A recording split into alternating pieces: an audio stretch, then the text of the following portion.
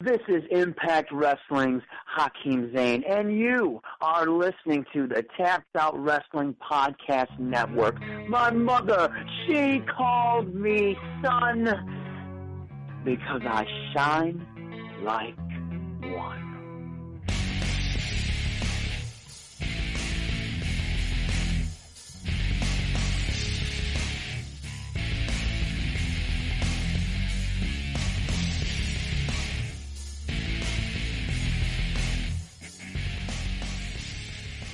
Hello and welcome to the Pro Wrestling Personified Podcast. I'm your host, Louis Carlin, and we're part of the Tapped Out Wrestling Podcast Network, and this is the Impact Wrestling edition of the Pro Wrestling Personified Podcast. Good to be back this week to talk about Impact Wrestling. We had a huge pay-per-view, of course, Redemption, which I thought was a terrific show, and of course we had the first show in the brand new tapings, which took place last Thursday for Impact Wrestling. So it was a big week for Impact Wrestling, but it's also kind of a sad week for Impact Wrestling, because we lost a wrestler which I really like, Braxton Sutter. Actually, I think he's going back. He's returned to the name of Pepper Parks. But Braxton Sutter has announced that he's leaving Impact Wrestling, which is a shame. I'm a big Braxton Sutter fan. I think he's very, very, very talented individual, wrestling up for Smash Wrestling. Teaming with Psycho Mike Rollins, the Well-Oiled Machines.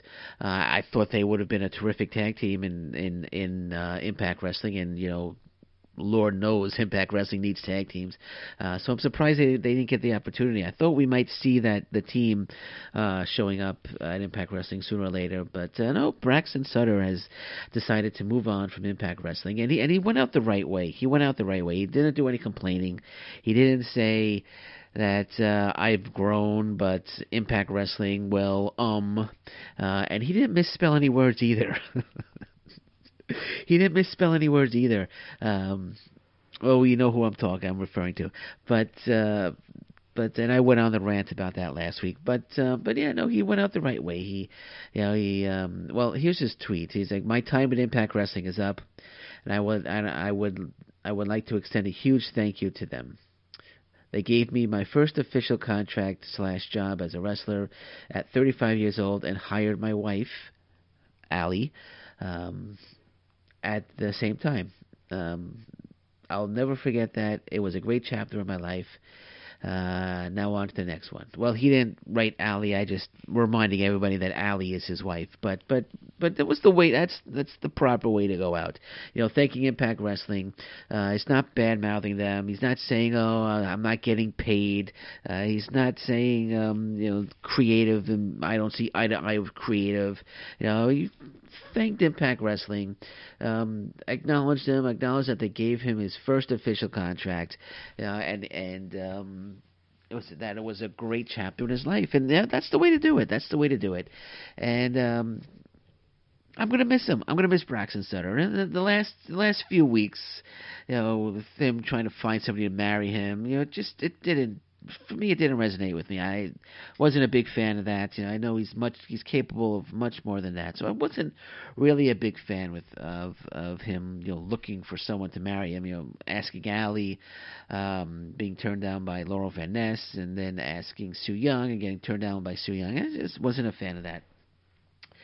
But I wish him the best. I wish him the best of luck, and I'm sure he's not going to have any trouble finding any work anywhere, because he's extremely talented. And he might show up. Making coffee with RJ City in his underwear again. He did that once. He might show up again and take it from there. But again, wish him nothing but the best. Again, big fan. I'm going to miss him. And hopefully he'll make a return to Impact Wrestling one day. I'd love to see him back. But on the flip side of that, we also, while Braxton Sutter decided to leave, Tessa Blanchard has signed a contract with Impact Wrestling. So that's great news for Impact Wrestling. Great addition to the Knockouts division. Very, very talented individual, Tessa Blanchard. Great stuff. I'm really looking forward. To seeing Tessa Blanchard in action on Impact Wrestling. And a lot of fans are upset that that she signed with Impact Wrestling and not the WWE. I just say get over it. The WWE is not the be-all, end-all of professional wrestling, and people are deciding that, hey, Impact Wrestling is a good place to work. This is where I want to sign. This is where I want to be. And Tessa Blanchard could sign anywhere she wants to sign. She makes the decisions in her life, and the fans get upset with it. It's too bad. It's too bad. She didn't want to sign with the WWE. She signed with Impact Wrestling. Too bad. All right. And speaking of fans, they're getting upset at Tessa Blanchard. Internet trolls. I said on my Twitter page that I'm going to go on a rant on internet trolls, and so here it goes. Here goes the rant. Let me tell you something. You know what's really pissing me off right now is these fans, or these trolls, I should call them. They're not fans. They're not Impact Wrestling fans. They're Impact Wrestling trolls. They have nothing to work with right now. They have no material to work with right now. Impact Wrestling is thriving. Lucha Underground versus Impact was a huge success. Redemption was a huge success. The talent is tremendous in Impact Wrestling right now. You can't say enough just how terrific the pay-per-view was, Redemption, and all the talent that they have now. And these trolls have nothing to work with right now. So what are they doing?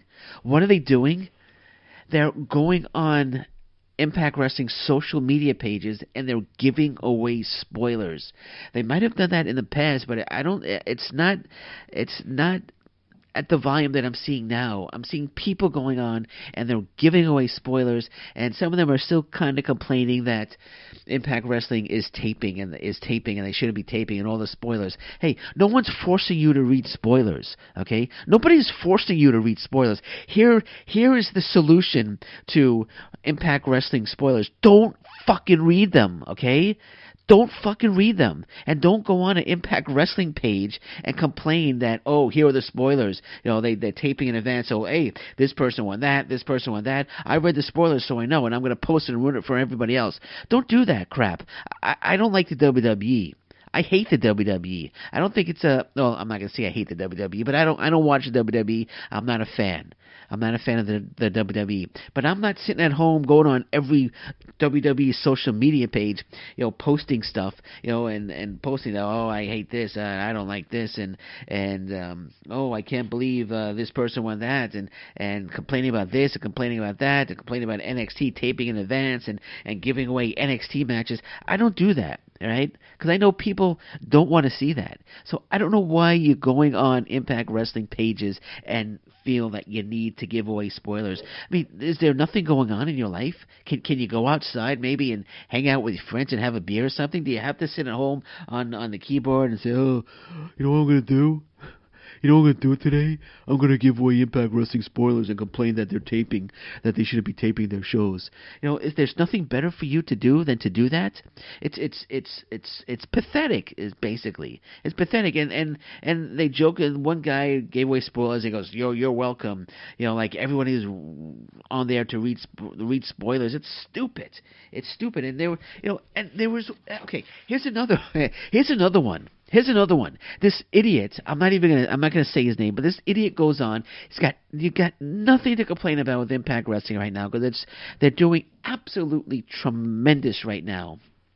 Absolutely tremendous.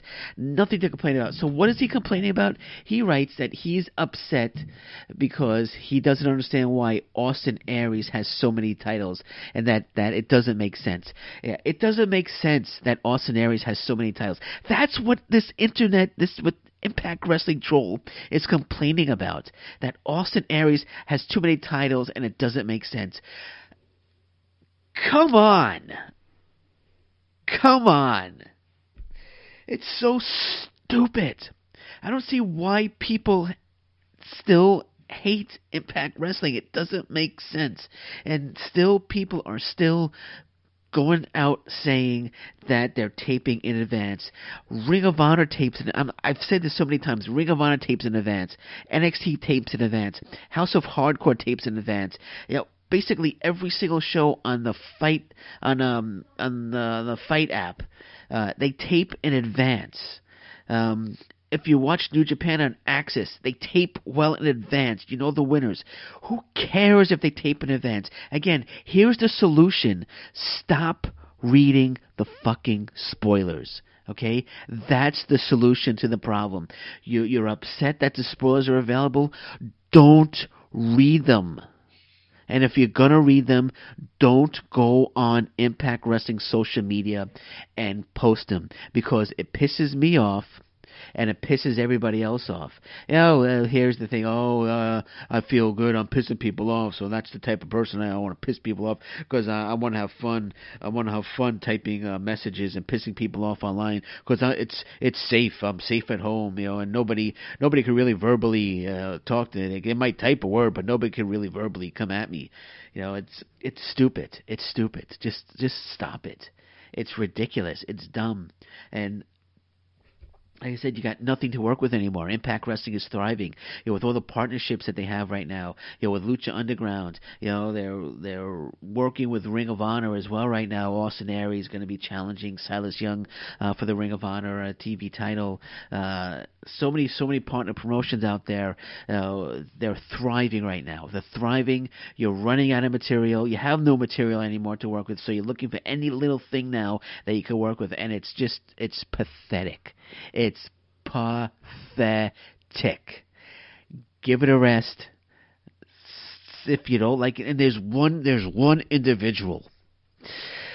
There is one individual, and I'm not going to say his name, but I respond to every post that he makes. He's so freaking negative when it comes to Impact Wrestling. He doesn't know what the hell he's talking about. He was complaining about Austin Aries being the champion, and Austin Aries not champion anymore. Now he's complaining about Pentagon Jr. being champion, and now he's upset that Impact Wrestling, he says, is going to fold in 6 months. It's not folding in 6 months. Okay. All right. You know what? My blood pressure's going up. And I think I've said my piece. I think everybody knows where I'm coming from. So we're gonna leave it at that. All right. So So Impact Wrestling, like I said, we had Redemption, and we had the first show of the new tapings. And first of all, Redemption was terrific. Redemption was terrific. I don't care what anybody says. I don't care what the internet trolls say. Redemption was terrific, and the main event was 50 times better than anything that Alberto El Patron and Austin Aries could have given us. So it was a great show. I absolutely loved it, and let's begin talking about it. The first match we had, it was Drago against Aerostar from Lucha Underground. And they were promoting Lucha Underground. The crowd was a good pumped up crowd for this. It was in the Impact Zone in Orlando, but the crowd was pumped. It appeared that they had real wrestling fans in the crowd, and they were into it. And it was a really good opening match. The crowd was really hot for them. Great spots, great action by the Lucha Underground stars. I love Aerostar, a big Drago fan. We've seen him in Impact Wrestling before.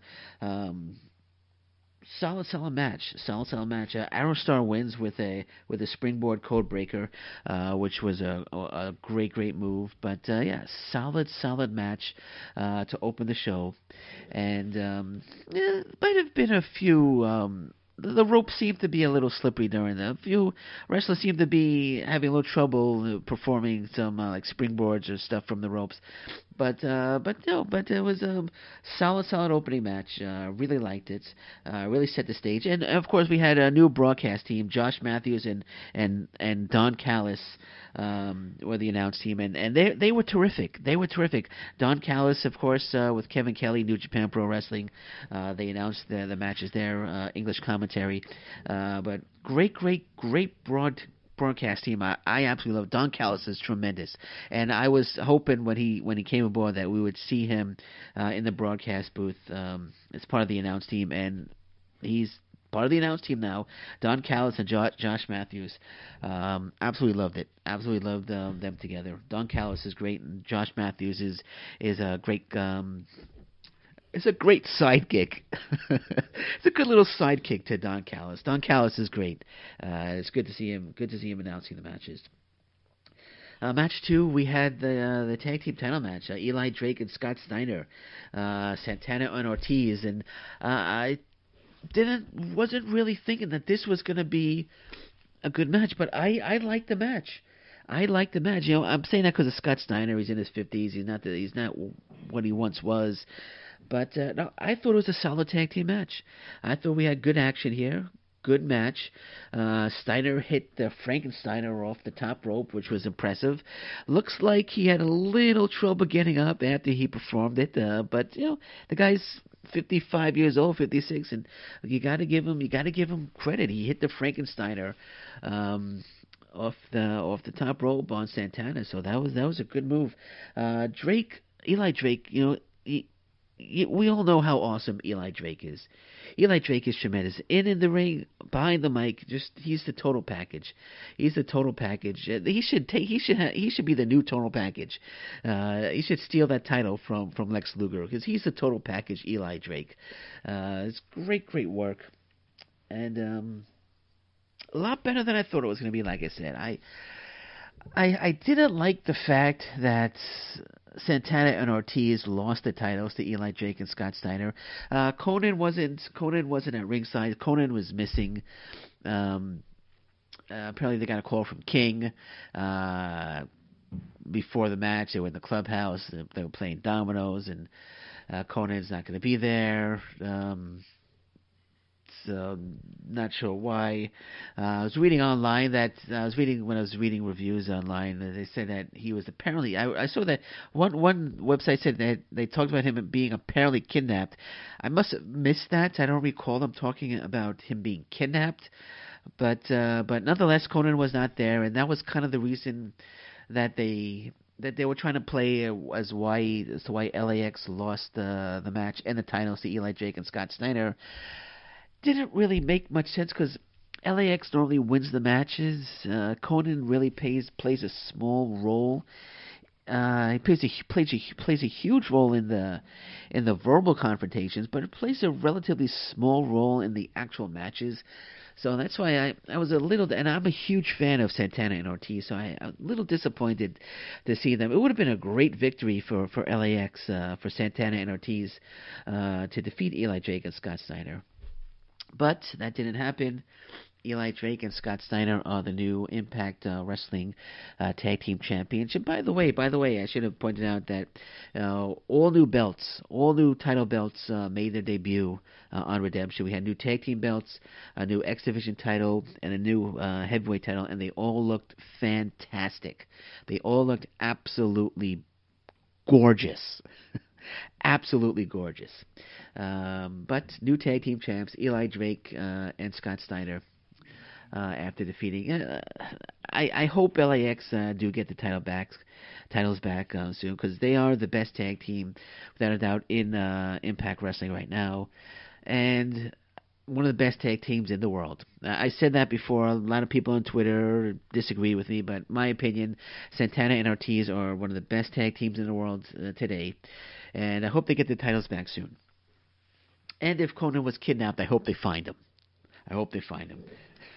And bring him back, because he cuts a great promo, and it was kind of missing that also in the clubhouse. And I'd love to hear Conan talk, but I'm sure if he's been kidnapped, I'm sure they'll find him. And he'll make his return shortly. But again, they got to bring in more tag teams. They got to stop putting together tag teams like Drake and Steiner, and they did that with Trevor Lee and Caleb Conley. They put them together as a tag team when Trevor Lee should have been the cornerstone of the X Division. But yeah, they got to get more tag teams in. Hopefully Don Callis and Scott D'Amore are looking into that, and hopefully it's already been written that LAX does in fact regain the titles. I don't know. I don't read spoilers, so I'm not sure. We'll find out. Hopefully they will. But nonetheless, match was a lot better than I thought it would be. Match three. Match three was a six-way dance between Taji Ishimori, Desmond Xavier, Brian Cage, Trevor Lee, El Hijo del Fantasma, and the returning DJZ. It was really nice to see DJZ back. We haven't seen Xavier in a while, so it's good to see him back as well. And this was another outstanding match. It took a while for Brian Cage to get in, and they kind of played that. The fans were chanting for Cage to get into the ring, and finally, when he did get into the ring, they popped for it. And but it was a terrific spots.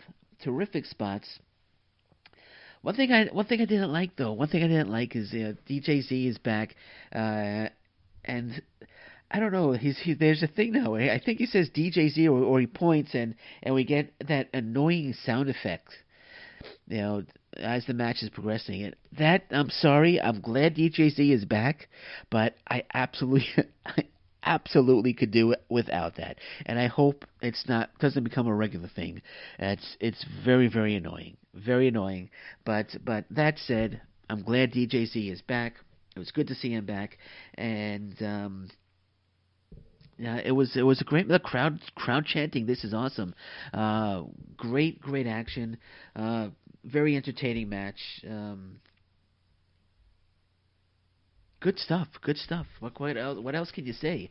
Well, we all knew who was going to win. We all knew what the outcome was going to be. We all knew Brian Cage was going to win. But very, very entertaining, very, very enjoyable match. Brian Cage pins Desmond Xavier with the drill claw. Desmond Xavier got some good spots in. Taji Ishimori got some good spots in as well. Everyone had gotten in some good spots.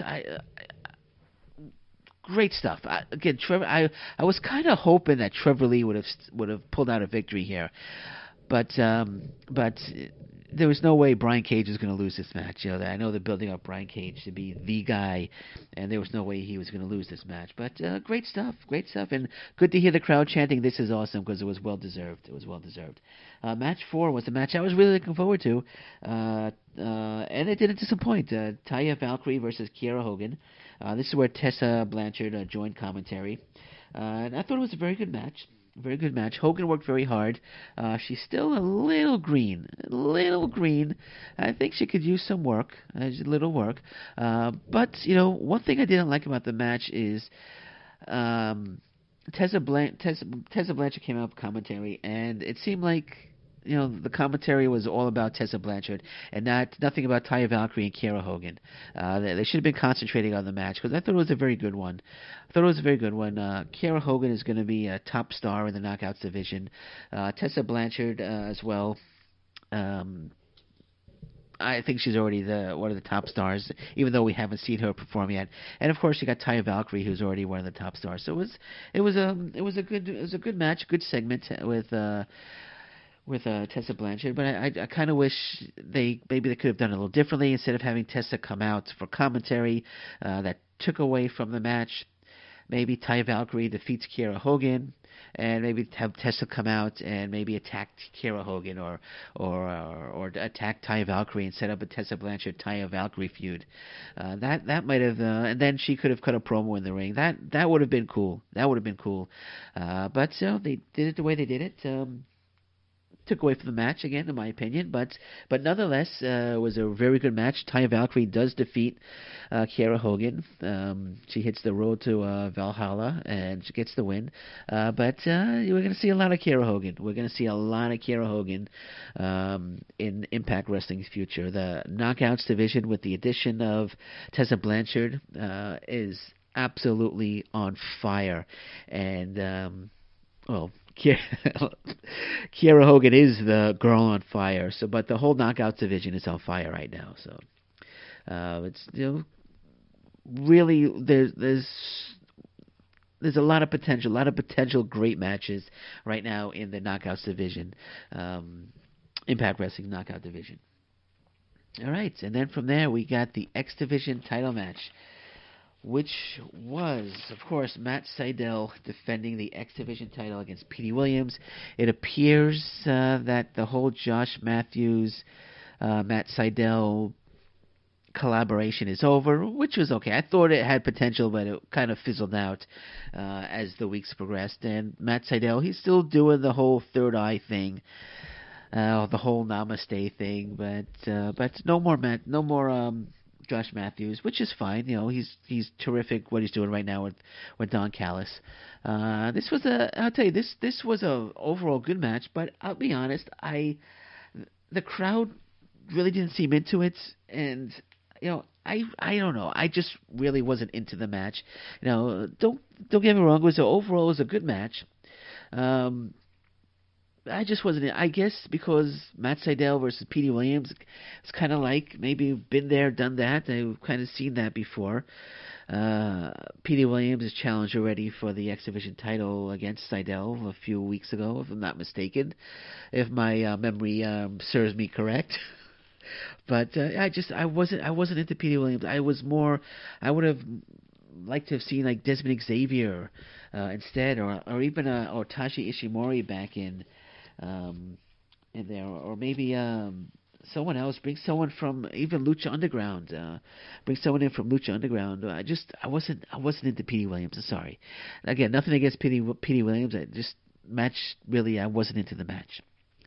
And the crowd didn't seem to be into it either. They didn't pop at all when he I know he was trying to get the Canadian Destroyer, or when he finally hit it, the crowd really didn't pop like he was hoped that. I guess they would had hoped that they would pop, but they didn't. But in the end, Sydal misses. Hit a pump handle slam into a cradle and pins Petey Williams. Thank goodness, and retained the title, the X Division title. So Matt Sydal is still the X Division champion, and we'll see what's next for Matt Sydal, who the next challenger would be or will be. Next, we had the House of Hardcore match. Of course, Ohio versus Everything. Jake Christ, and Sami Callihan versus Tommy Dreamer, Moose, and Eddie Edwards. And I gotta tell you, this was a tremendous match. A tremendous match. Absolutely loved it. It was a really good hardcore match. All six, I should say, worked really, really hard. Terrific spot. Was Moose diving to the outside. Onto Dave Christ. Dave Christ is on the table. Moose goes to splash him through the table, but Jake Christ comes out of nowhere and catches Moose midair and hits a cutter, and all three go through the table. That was just a absolutely tremendous spot there. Probably my favorite spot of the night. Just think, got Dave Christ lying on the table. Moose climbs up to the top turnbuckle, goes to splash him, and he gets caught mid-air by Jake Christ, and when Chris hits him with a cutter, they land on Dave Christ, and they all go through the table. Great stuff. Absolutely loved the match. Lots of good back and forth action. In the end, though, Sami Callihan low blows at Tommy Dreamer, rolls him up for the win. Now, Tommy Dreamer he brought to counter Sami Callihan's baseball bat. He brought in his barbed wire bat. Anyway, Sami low blows Tommy Dreamer, rolls him up for the victory. OVE win the match. Post-match, Eddie Edwards, as we all know, snaps and brutally attacks Sami Callihan. He tapes Callihan up to the ropes, and he starts wailing him with the kendo stick over and over again. Callihan at one point spit blood onto Eddie Edwards' face, and Eddie Edwards just lost his shit. And basically, he just completely snapped with the candlestick. And Tommy Dreamer even came in, tried to stop him. Dave and Jay Chris come in, they try to stop him, but Eddie Edwards takes him out with a candlestick. Alicia Edwards comes down and tries to stop him, and Eddie Edwards accidentally hits his wife with the candlestick, and Alicia Edwards goes out, and the paramedics rush into the ring because Alicia Edwards was grazed with a kendo stick, and the doctors and the medics are in the ring, and they're attending to Alicia Edwards. I found this hilarious, not because Alicia Edwards was hurt. It was hilarious because she got grazed in the head with a kendo stick. Meanwhile, you got Sami Callihan, who's bleeding profusely, taped up to the ring ropes, and he's basically passed out.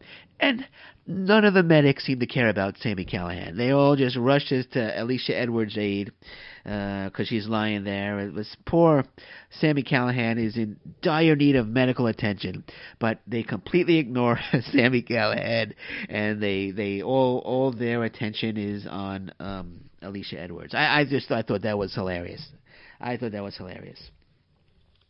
The match 7, we had Ali defending the Knockouts title against Su Yung.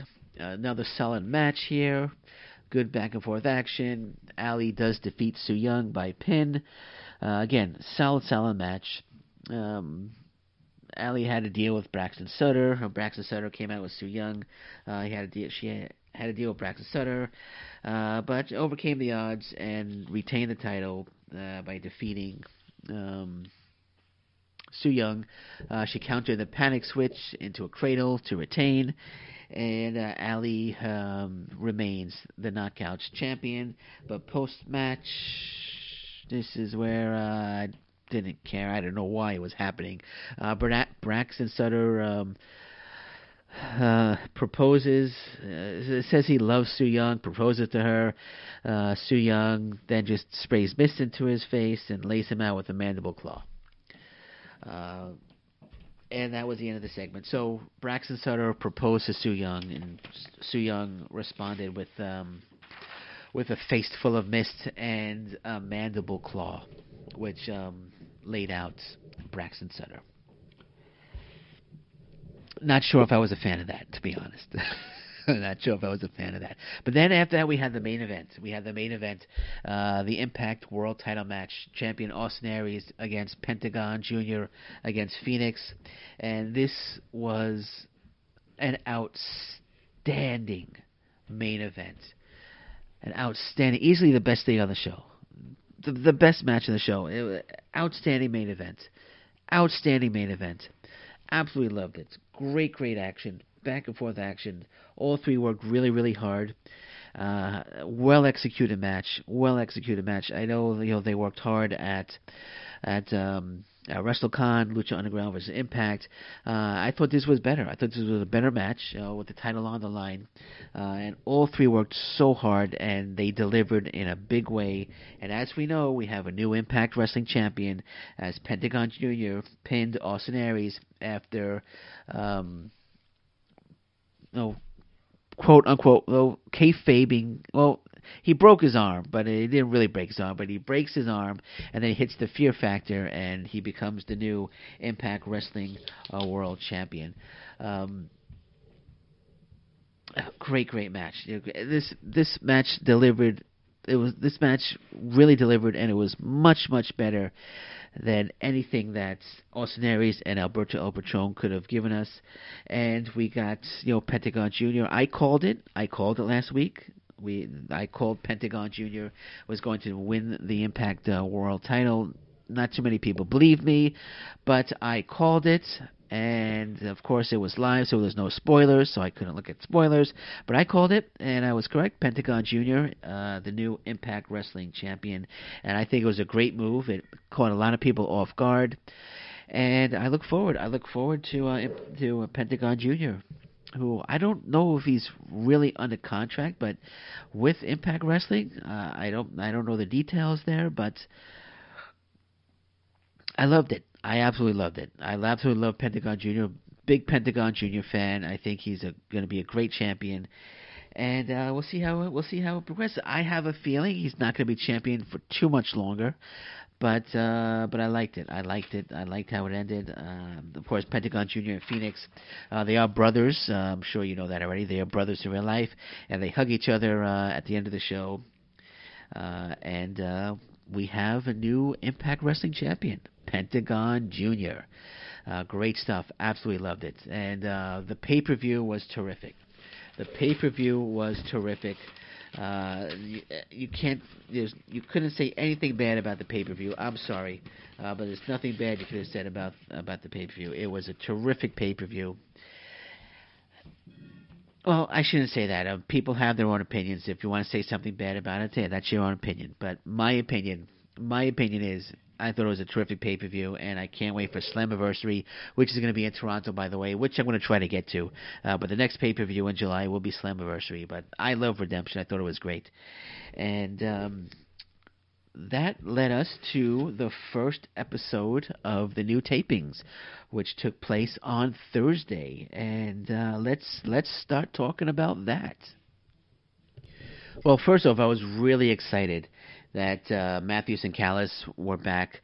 Nothing against Matthews and Sanjay Dutt, but Don Callis is the man. Don Callis is the man, and he's on the announce team with Josh Matthews, and very, very happy they open that they're the announce team. And apparently, they are the team now, and I'm very, very excited about that. I can't say that enough. But the show started with a redemption recap. We got a redemption recap, of course, and then the show opens with Austin Aries. Austin Aries taking a bit of a heelish turn, which I kind of liked it. He's this arrogant individual who's decided to call out the entire, most of the roster to sit in the stands while he addresses them, and he calls himself the star quarterback. He's kind of making excuses for his loss. It was great stuff. It was really he's a terrific heel, and he's a terrific arrogant heel. And this was coming out here, and I really liked it. And Moose was saying that he called Aries out for making excuses. Basically called Aries out for making excuses. Then he leaves, and eventually everyone else leaves. And I love when he called himself the star quarterback. I think Moose told Aries to go screw himself. And I think Austin Aries told everyone to check out catering as well, because there were good vegan options. So I loved it. I loved the opening segment there. I like that he's kind of showing a little heel turn, which is I'm all for it. He's terrific heel, and love Austin Aries, tremendous talent, and we'll see how it goes. But I love the opening. I love the opening with Austin Aries being very arrogant and making excuses and calling himself the star quarterback, and anyway, it's great, good stuff. I like to see where that goes. Then the first match. We had the first match of this show was Trevor Lee against Brian Cage. And this, I was really, really excited about this match because I love Trevor Lee and love Brian Cage. But we all know who's going to win. There was no way that Trevor Lee was going to defeat Brian Cage. I was just hoping for a good opening match, and that's what we got. We got a solid opening match. Really, really good action. I just, there's so much they could do with Trevor Lee. I'm really worried that we're going to see sooner or later Trevor Lee, tweeting out a message saying that he's done with Impact Wrestling, because he's so talented, and I've been saying it for so long that he should be the cornerstone of the X division. Seidel is really talented, but Trevor Lee should be the cornerstone of the X division. They have such an incredibly talented wrestler that is huge on the independent scene. Independent fans know all about him. He's tremendous talent, and they just, I don't know, they're just, it's almost frustrating. Hopefully Don Callis and Scott D'Amore see that, but they put him in with Brian Cage. Brian Cage hits the Jewel Claw, of course, defeats Trevor Lee, but I want to see Trevor Lee, that cornerstone of the X division. That's my opinion. Is he could be the cornerstone of the X division. I think he will be a great world champion as well. They could build him up for that, but I don't know. I really have that strange feeling that he's going to be he's going to announce his departure from Impact Wrestling soon. And I'm going to be upset because he's a diamond in the rough right now, and they're not using him to his fullest potential. They're not using him to his fullest potential. But anyway, but there was a whole Eddie Edwards thing as well. Eddie Edwards arriving at the Impact Zone, bumps into Tommy Dreamer. Tommy Dreamer says, "What are you doing, Eddie?" And Eddie said he's gotta get at Jake Christ and Dave Christ, and OVV is here, needs to finish and what he started, something of that nature. And Tommy Dreamer tells him he's got to be with his wife and blah blah blah. And Edwards is like, Edwards keeps walking, and then we see Eddie Edwards makes his entrance in the Impact Zone. He comes out, and he said he put Sami Callihan in the hospital, but he's not finished because Jake and Dave Christ, the rest of OVE, are not in the hospital yet. And I'm thinking, what? I was thinking, it was Sami Callihan who had the issue with Eddie Edwards. Really, Jake and Dave Christ really didn't do much to Eddie Edwards, but he wants to put them in the hospital. But I don't know. But anyway, so he calls them out, and they come out and they brawl, and Eddie Edwards brawls with the Chris brothers, and I think Edwards said that if the Chris brothers don't come out, that he's gonna go to Ohio and put their wives in the hospital. But Jake and Dave Christ didn't put Alicia Edwards in the hospital. Eddie Edwards put his wife in the hospital. Jake and Dave Christ had nothing to do with that. Eddie Edwards lost his shit in an enraged state. He accidentally hit his wife with a kendo stick. It had nothing to do with Jake and Dave Christ. I don't know why he would threaten the wives of Jake and Dave Christ and threaten to put them in the hospital. He's threatening to beat up two women and put them in the hospital. I mean, that's not really a babyface thing to do. No, is it? But anyway, but whatever. So, but he brawls with them. The Chris brothers come out and they brawl. Edwards. They're going back and forth, and then we see a little video cinematic thing that had some creepy sound effects, and see a man with two balloons showing up. Obviously, it's Sami Callihan. He rolls up to the bed of Alicia Edwards, and Alicia Edwards, I guess she's on painkillers or something, she looks over and says, "Sorry, this is not your room." And it was horrible acting on Alicia Edwards' part, in my opinion. But Sami Callihan cuts the balloons, they float up, and it's reveals it's Sami Callihan. He says he just wants to talk, and Eddie Edwards, runs out of the Impact Zone, got to race back to the hospital to save his wife from Sami Callihan. Now let me. Why would Eddie Edwards leave his wife alone in the hospital when he knows Sami Callihan is there? So he leaves his wife in the room to go back to the Impact Zone, to finish business with Dave and Jake Christ. Well, at least Sami Callihan. It was Sami Callihan. At least his wife alone in the hospital, where Sami Callihan is still is in, and it forgets about that. But it's just the whole thing. I don't know. The whole thing is just kind of. I kind of thought the feud had ended, but I guess I don't know. The feud's not over. I guess I got the feud ended at Redemption. It seemed Eddie Edwards got his revenge on Sami Callihan with the kendo stick. So I don't know where they're going, and I don't know him threatening to beat up the wives of Jake and Dave Christ when Jake and Dave Christ had nothing to do with Alicia Edwards being in the hospital. It didn't sit well. Didn't sit well with me. I wasn't a fan of that.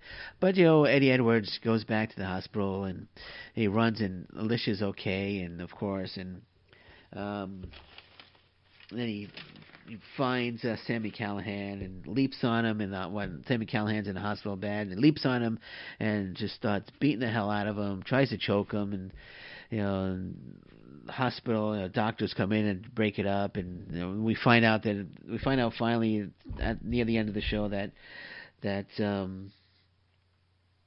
Eddie Edwards has been arrested. So Eddie Edwards has been arrested. So think about the whole thing. He and rightfully so. When you think about it, rightfully so, and being arrested. I mean, he threatened to put 2 women in the hospital. He attacked Sami Callihan when Sami Callihan just wanted to talk to his wife, and it's just, I don't know. I don't know where they're going with it. I thought the feud would have been over and they would have moved on, but is Eddie Edwards turning heel and Sami Callihan becoming a babyface? He just wants to talk. Maybe he felt bad. I don't know. I'm not sure what my feelings are about the whole thing, but we'll see how it goes. We'll see how I give them the benefit of the doubt. We had Moose against Braxton Sutter, which was a decent match.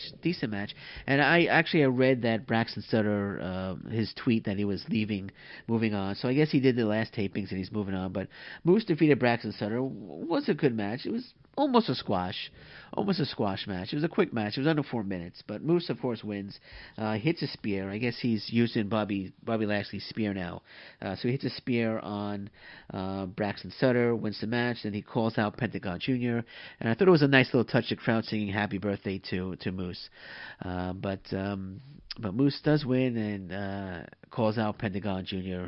And he says that Pentagon might be the Impact champion, but Moose is Mr. Impact Wrestling, and that he's going to take the title from Pentagon Jr. So little budding feud there.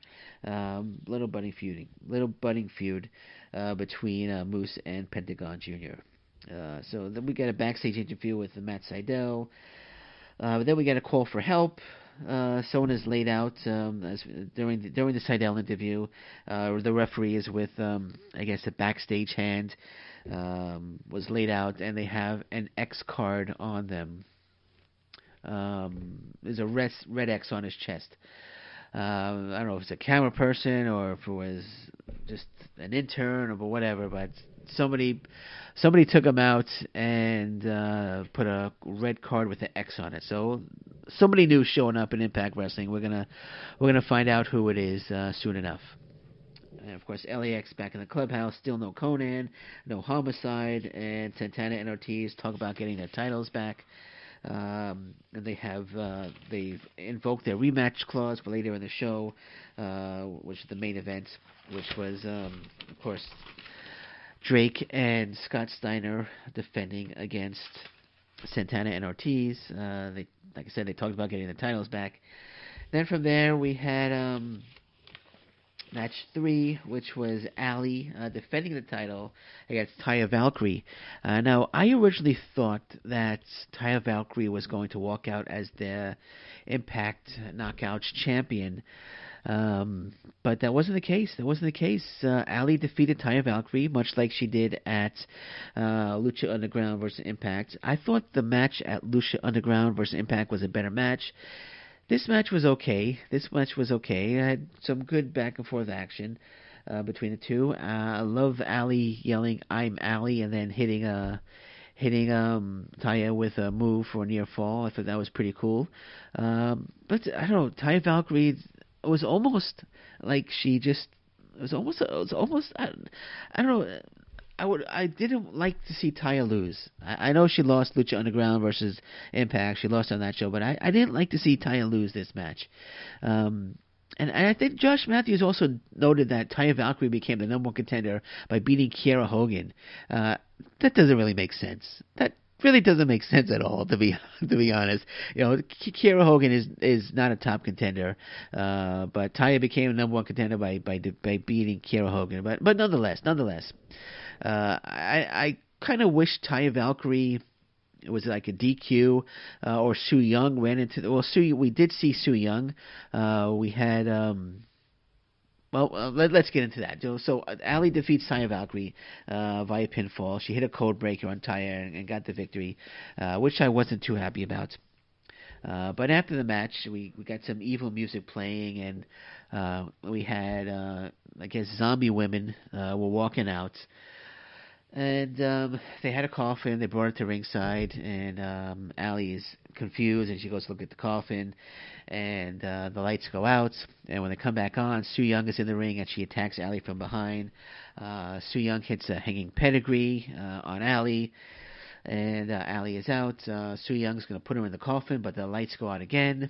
And at this point, I'm like, Rosemary. It's got to be Rosemary. It's like, I want to see Rosemary in the ring with Su Yung. Lights come on, and Rosemary and Su Yung are face to face. And Rosemary, she just seemed pumped up, and they're staring down at each other. And I stood up. I thought that was a great moment. You knew Su Yung and Rosemary were eventually going to mix it up, and this was it. The undead bride against a demon assassin. Great stuff. Absolutely loved it. But then the lights went out again, and when they came back on, Su Yung was gone, and Rosemary went to the aid and checked on Allie. But yeah, Su Yung and Rosemary. That's the next feud. And like, I'm going back to Taya Valkyrie. I'm really upset that she lost. Put her into a feud with Tessa Blanchard. We didn't have to see Taya Valkyrie lost. It should have been a DQ. Su Yung, the light should have went out, and Su Yung should have came up, and like I said, it would have been better if that's how it went down. If Su Yung just came out, the lights went out, she appeared, and Taya Valkyrie decided she wanted no part of it and left the ring. Instead of having Taya Valkyrie lose outright. And I apologize. There's a little pause there. I had to pause it for a second. I had to go take care of something quick. You might have heard a little pause. If you didn't, hey, that's cool. I did pretty good editing. But if you do hear a little pause there, that was me. I had to go check on something. I apologize. We had a little backstage segment as well. Actually, they announced later in the show that next week Rosemary will be taking on Su Yung. I think it's a little too soon for that, but hey, I'm looking forward to it. I would have liked to have seen it played out a little bit more with a few confrontations. But next week, Rosemary versus Su Yung. At a backstage segment with KM and Falaba. KM says he's changed his ways and he's going to prove it next week. He's going to tag with Falaba. Falaba gave us a no, but KM said tag team is happening. Tag team match is happening. I'm your partner next week, and he goes off. And Falaba looks like a little confused. Like can't Falaba say no? I don't want to be a partner. So is KM making the decisions for Falaba now? But anyway, we'll see how it goes. We'll see what happens next week. When KM teams with Falaba, I think it's going to lead up to a KM Falaba feud. So we'll see. We'll see what happens next week. And then after that, we got. After that, we have the main event. We got the main event, which was Eli Drake and Scott Steiner defending the titles against Santana and Ortiz. I'm going to be short on this because I wanted to see Santana and Ortiz win, but they didn't win. Eli Drake and Scott Steiner retained the titles. It was a really good match. Eli Drake, who was spectacular. He did the brunt of the work, and he ended the match with a terrific move. They were going to go for the finishing move, but Eli Drake, I think it's called, what are they calling it? Shoot, why am I forgetting what they call? It's the blockbuster. They went off. They were gonna hit him with a blockbuster, but Eli Drake caught Santana and hit him with a super power slam instead, and he got a clean win over Santana. So that's how it ended. It was a good ending to the match. Eli Drake, like I said, so talented, but Eli Drake, Scott Steiner, they do retain the titles, and Conan is still missing. So we'll see. We'll see what happens with Conan. I think they're playing the angle that they can't win without Conan in their corner, which is kind of, I don't know. I'm not a fan of that because they're a tremendous tag team, Santana and Ortiz. But we'll see how it plays out. I think they're going to get the title back eventually. But we'll see. We'll see how it plays out. And after the match was over, Eli Drake talks about cashing in his case. Austin Aries eventually comes to the ring. Aries and Drake go at it verbally. Then Pentagon Jr.'s music hits, and he comes out. and with the belt, and he cuts a little promo in Spanish, and then Scott Steiner and attacks Pentagon Jr. Eli Drake attacks Austin Aries, and Pentagon Jr. and Austin Aries run off Drake and Scott Steiner. Then they face off to end the show. It wasn't the best. It wasn't the best closing segment. I'm sorry. This segment should have been done to make Pentagon Jr. look strong. It didn't make him look strong at all. He kind of looked weak, we almost think that Scott Steiner got the better of Pentagon Jr. And Scott Steiner's not even in the title picture, so I wasn't a fan. I didn't like the closing segment. They should have made Pentagon Jr. look really strong. He should have went in, took out Eli Drake, took out Scott Steiner with no problem. Just really pushed the new Impact Wrestling champion. But they didn't do that. And it wasn't the best closing segment. But anyway, we have a lot of potential coming up with. Moose wants Pentagon Jr. Eli Drake could cash in, and when Austin Aries, when his broken arm heals, he could cash in, or he could invoke his rematch clause. So there's a lot of possibilities there, and I'm looking forward to it. But some matches were announced for next week as well. I mentioned one already. What are some of the matches that are announced for next week? Did I Give me 1 second. Let me see if I wrote these down. Oh, yeah. Okay, so we have next week, Matt Sydal will be taking on Taiji Ishimori for the X Division title. As I said, KM and Falaba will be in action as a tag team. A little strange, but we'll see how that goes. Six-man tag match. It's going to be Lucha Underground versus Impact Wrestling. Drago, El Hijo de Fantasma, who is King Cuerno, and Aerostar against DJ Z, Desmond Xavier, and Andrew Everett. Next week, Taya Valkyrie goes one-on-one with Kiera Hogan. Maybe... I'm thinking here Hogan's going to win, and Taya Valkyrie is going to put over Kiera Hogan. That's what I'm thinking. But we'll see how it goes. We'll see how that goes. And Rosemary takes on Su Yung. So Sydal, Ishimori, Drago, Fantasma, Aerostar against DJC, Desmond Xavier, Andrew Everett. Taya Valkyrie in a rematch against Kiera Hogan, and Rosemary against Su Yung. So that's next week. And that's it. For me. So... I'm going to say thank you very much for listening. I really appreciate everyone tuning in each and every week, downloading, listening to the podcast. Thank you so much. You don't know how much I appreciate it. And until next week, I'll be back with more Impact Wrestling news and action. And until then, take care, bye-bye, and stay safe, everybody. So long.